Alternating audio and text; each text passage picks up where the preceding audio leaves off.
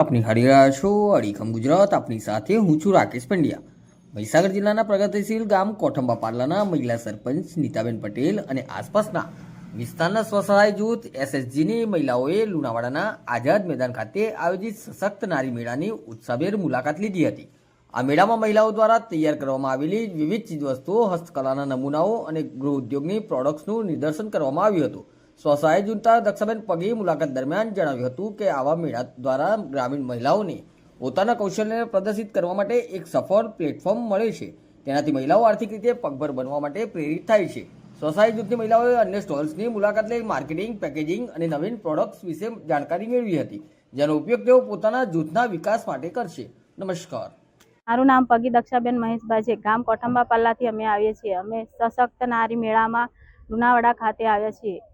તો આજે અમે આ બધું જોઈ અને બધી ખરીદી પણ કરી છે. તો આજે અમને આ બહેનોને શું ફાયદો થશે એના માટેનું જોવા માટે આવ્યા છીએ. તો એ બહેનોએ ખરીદી પણ કરી છે અને આનાથી બહેનોને બહુ ફાયદો પણ થશે અને હાથે બનાવેલી વસ્તુ પણ મળે છે.